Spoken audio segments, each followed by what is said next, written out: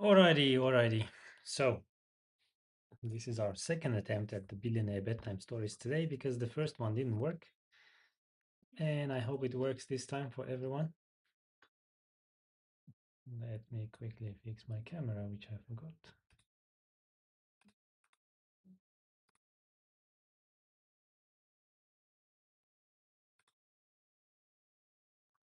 Alrighty.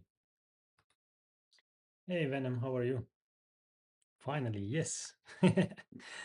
Finally, it's working. And I hope you can see my screen and you can see me as well. Let me know if something's not right. We're even adding music tonight. All good. Uh, I did start the previous live stream and then something didn't work, so I had to restart everything. Thank you. Alrighty, let's continue. So last time we were talking about the lesson 3, which is mind your own business. And the highlight of that was the rich focus on their asset columns while everyone else focuses on their income statements. And the example was about the McDonald's, and everyone thinks that McDonald's business is burgers, but it's actually the real estate, not the burgers. So, McDonald's, 7-Eleven, and KFC retain their spots as the three largest franchised brands. In total, in 2016, the 200 largest franchise brands grew sales by 2.2% or $12.5 billion. Today, McDonald's is the largest single owner of real estate in the world, owning even more than the Catholic Church. McDonald's owns some of the most valuable intersections and street corners in America and around the globe. My friend considers this as one of the most important lessons in his life. Today, he owns car washes, but his business is the real estate under those car washes. The previous chapter presented diagrams illustrating that most people work for everyone but themselves. They work first for the owners of the company, then for the government through taxes, and finally for the bank that owns their mortgage. So, how much is left actually for the people? Not much. When I was a young boy, we did not have a McDonald's nearby. Yet my rich dad was responsible for teaching Mike and me the same lesson that Ray Kroc talked about at the University of Texas. It is secret number 3 of the rich. That secret is mind your own business. Financial struggle is often directly the result of people working all their lives for someone else. Many people will simply have nothing at the end of their working days to show for their effort. And that's what we discussed previously is the modern day tax slavery, because you spend almost um, how much was it, from 5 years old to 18, you spend 13 years at school, and then another maybe 3 to 4 years in uni, and then you spend another 40 plus years working, and most people end up just being where they started, which means they basically make 50 to 60K net worth by the end of their 40 plus years of employment. And that's the sad reality. Oh, thank you for all the gifts. Thank you. Who is it? Number one. Oh, Firdaus. Thank you. Welcome.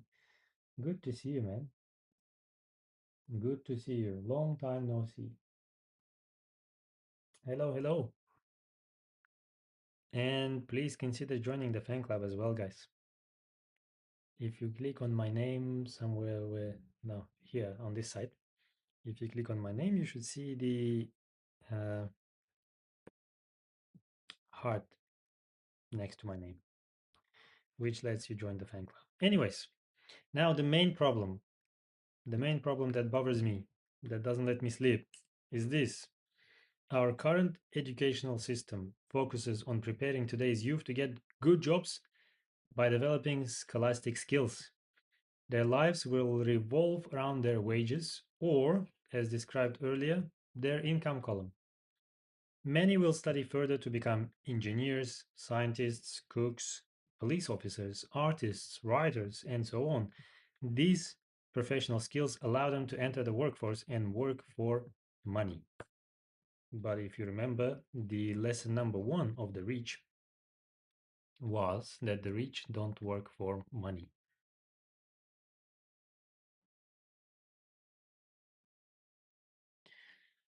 So, but there is a big difference between your profession and your business. Often I ask people, what is your business? And they will say, oh, I'm a banker. Then I ask them if they own the bank, and they usually respond, no, I work there. In that instance, they have confused their profession with their business. Their profession may be a banker, but they still need their own business.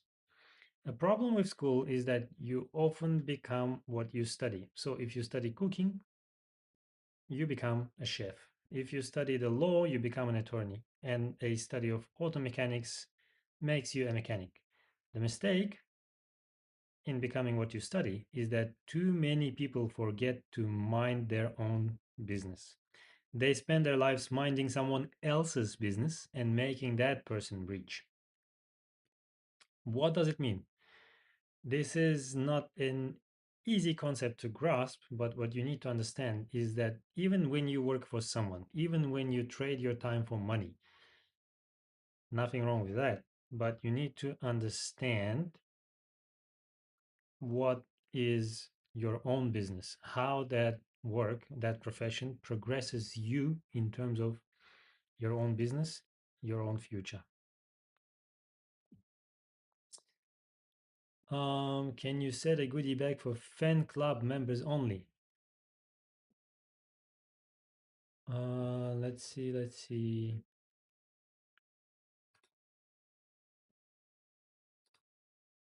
Nope, unfortunately, I don't know why. I don't have this setting on the computer, but when I join from the um oh, thank you. Wow, that was nice. Got some fancy glasses.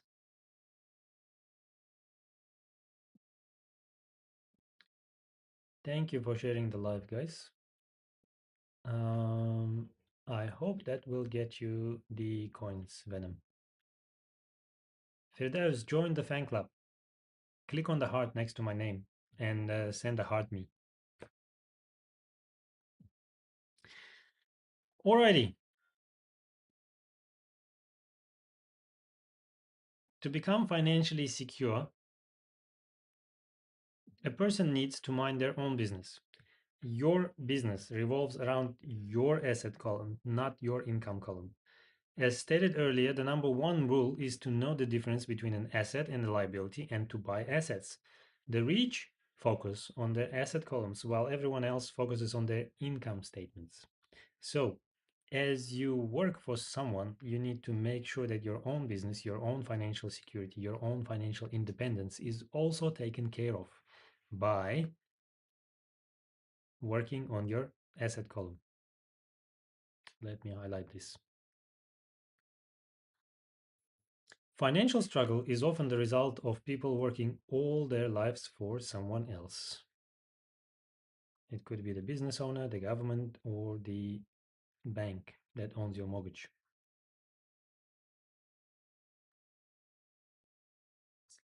Oh, Firdaus, thank you for joining the fan club.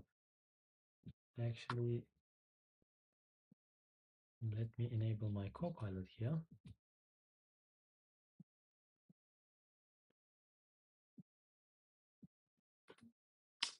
Alrighty, let's continue.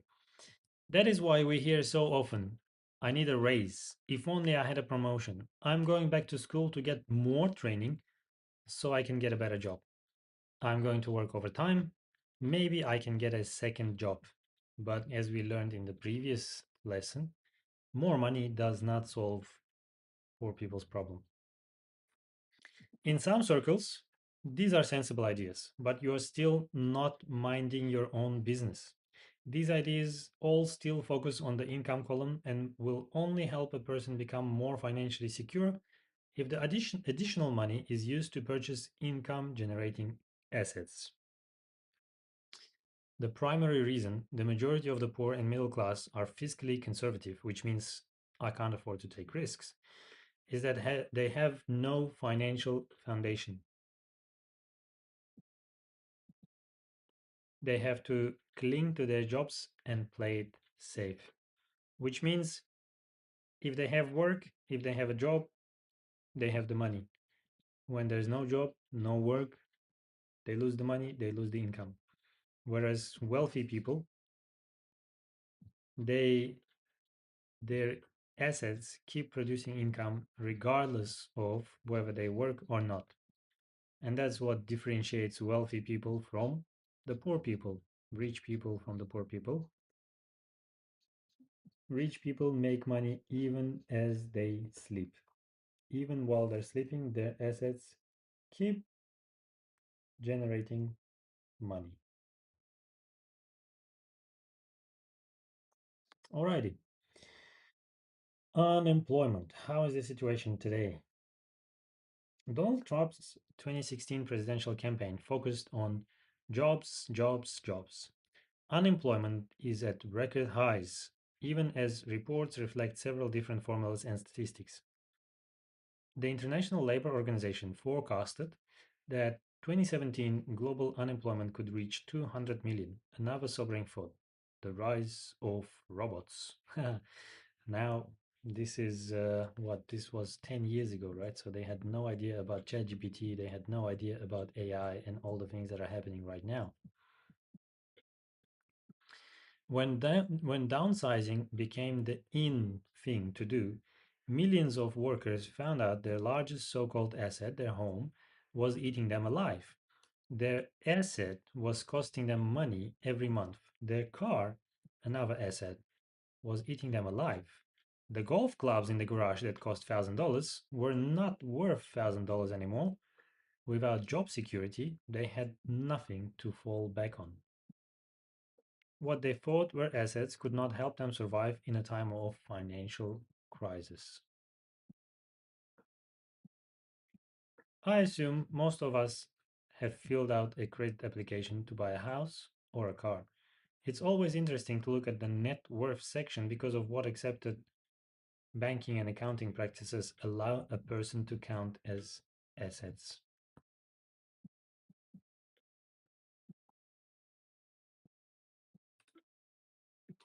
Alrighty, the goodie bag has opened and I'm not sure why Venom did get anything.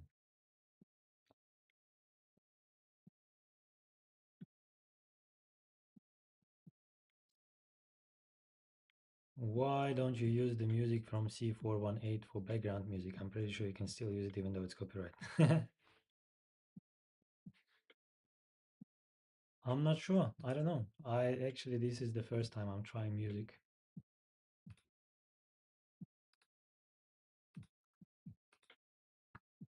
And we have to make sure that it's not copyrighted. Firdaus got a coin, but how come Venom didn't get a coin? Let's try again.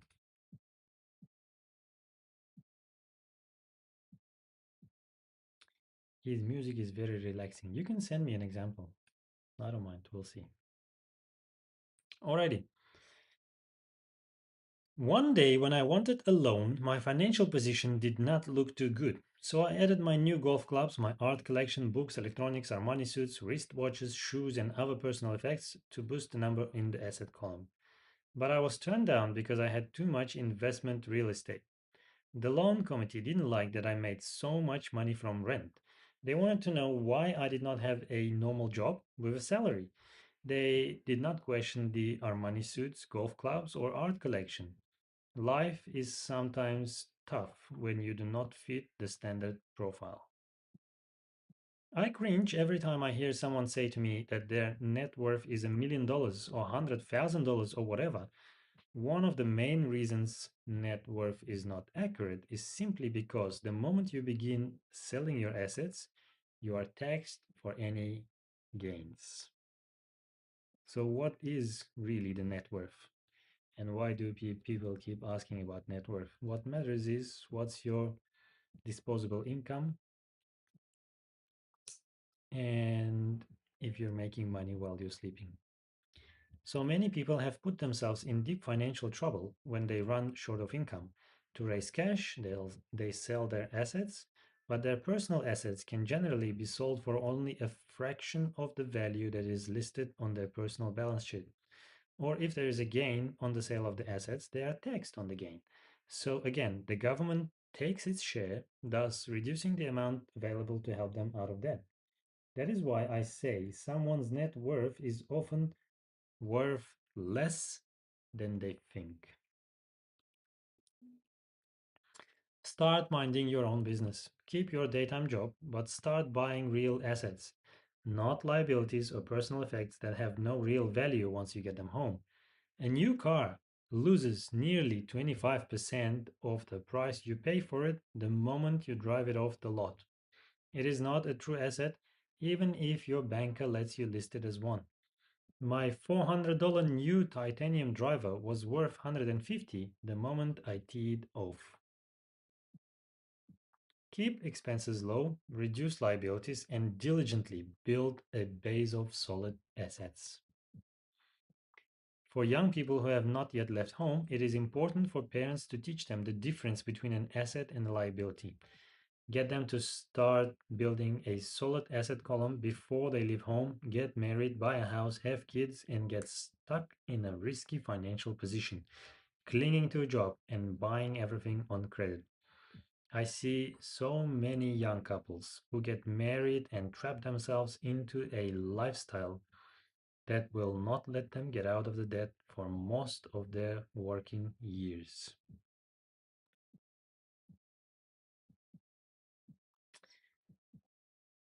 Alrighty. Firdaus, thank you for all the gifts. Oh my God, keep sending. Haha, thank you very much.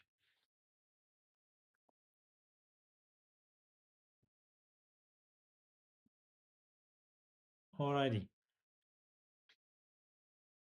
For many people, just as the last child leaves home, the parents realize they have not adequately prepared for retirement and they begin to scramble to put some money away. Then their own parents become ill and they find themselves with the new responsibilities. So, what kind of assets am I suggesting that you or your children acquire? In my world, real assets fall into the following categories. And here we go. The questions that everyone likes to ask: what do I invest in? What assets should we buy? So, what are these assets? What are these businesses? Businesses that do not require my presence, I own them, but they are managed or run by other people. If I have to work there, it's not a business, it becomes my job. Next is stocks, then we have bonds, then we have income generating real estate, then we have notes or IOUs, royalties from intellectual property such as music, scripts, and patents, anything else that has value, produces income, or appreciates, and has a ready market.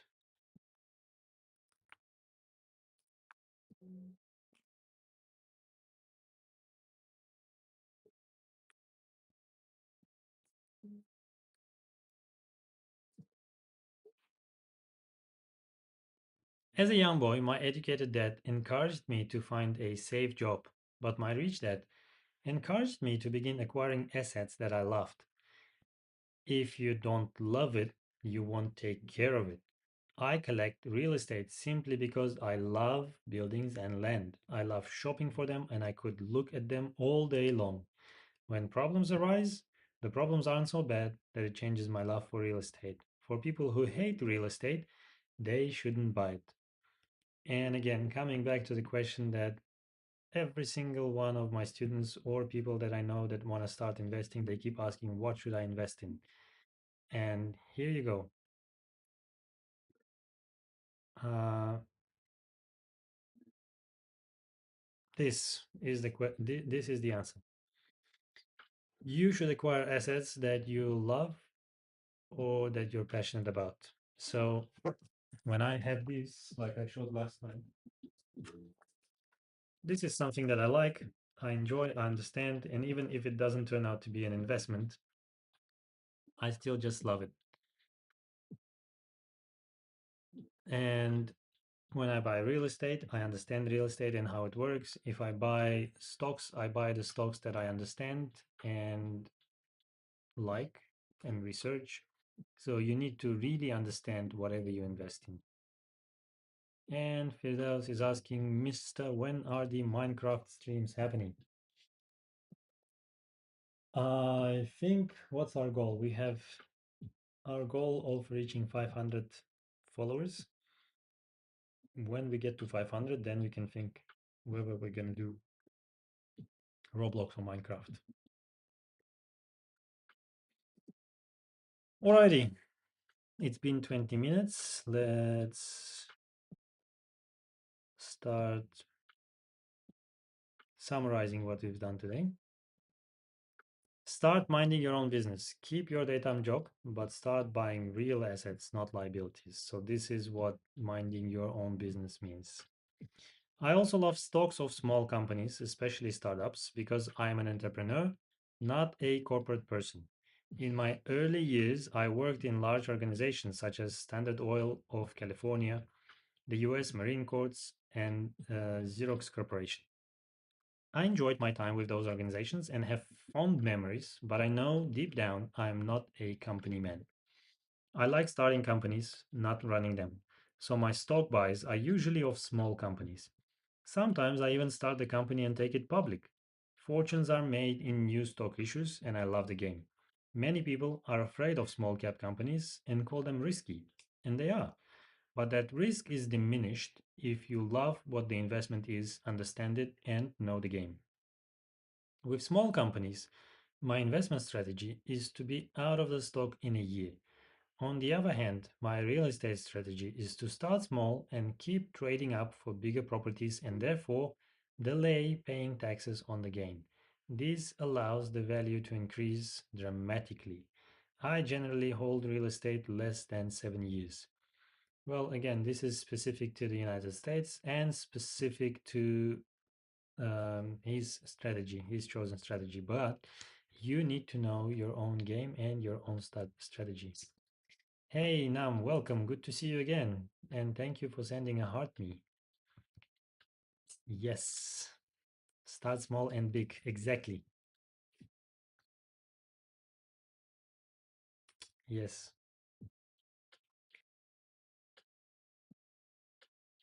For years, even while I was with the Marine Corps and Xerox, I did what my rich dad recommended. I kept my day job, but I still minded my own business. I was active in my asset column trading real estate and small stocks. Rich Dad always stressed the importance of financial literacy. The better I was at understanding the accounting and cash management, the better I would be at analyzing investments and eventually starting and building my own company. I don't encourage anyone to start a company unless they really want to. Knowing what I know about running a company, I wouldn't wish that task on anyone. There are times when people can't find employment and starting a company seems like the best solution, but the odds are against success. Nine out of 10 companies fail in 5 years. Of those that survive the first 5 years, 9 out of every 10 of those eventually fail as well. So, only if you really have the desire to own your own company do I recommend it. Otherwise, keep your day job and mind your own business.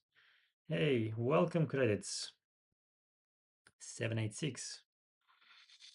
When I say mind your own business, I mean to build and keep your asset column strong.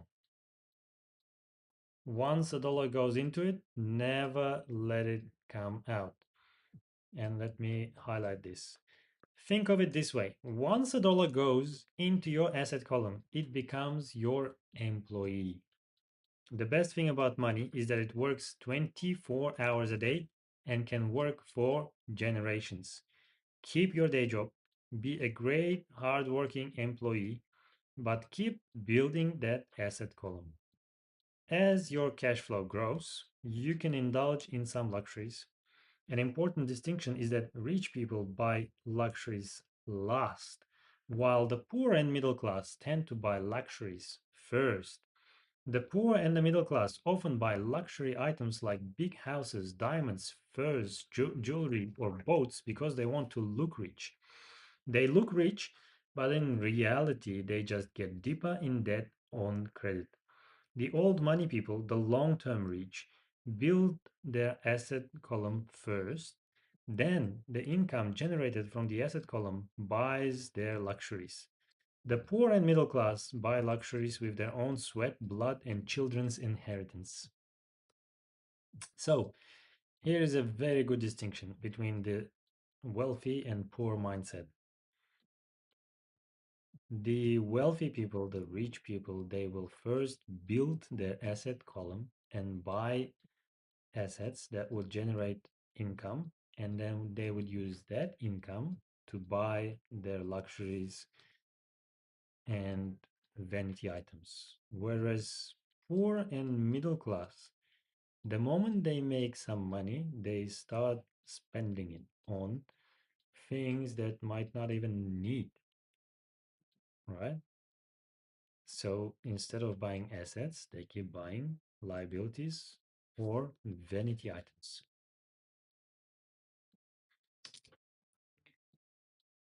Okay.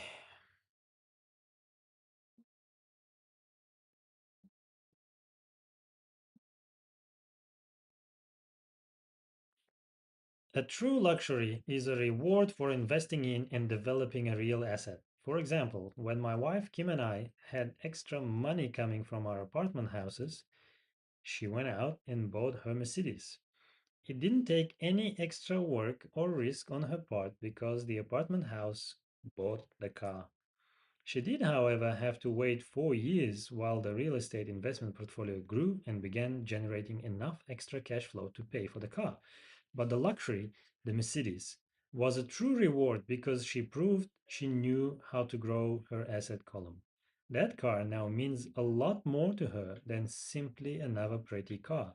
It means she used her financial intelligence to afford it. And the interesting thing is, I did exactly that. When I bought my first Tesla Model 3 in 2020, we first bought the house, and then when the construction of the house was finished, we bought the Model 3, literally like month apart. And then when I got my second Tesla, it was the same. We bought the investment property and the land first, and then we bought the second car. So, yeah, at the moment we have two investment properties and we have two Tesla cars, exactly for that reason. Instead, most people impulsively go out and buy a new car or some other luxury on credit. They may feel bored and just want a new toy. Buying a luxury on credit often causes a person to eventually resent that luxury because the debt becomes a financial burden. After you've taken the time and invested in and built your own business, you are now ready to learn the biggest secret of the rich, the secret that puts the rich way ahead of the pack, and that would be our next chapter. Now, this is the study session for chapter 3, which we are going to read tomorrow. It's been exactly half an hour since the start of our live stream, and I think this would be a good point to end the bedtime stories for today. It's 40 past 9, and thanks to everyone who joined. I see we have 5 people, I think, at the moment. Thank you very much. Have a good night, and see you again tomorrow. We have our usual 6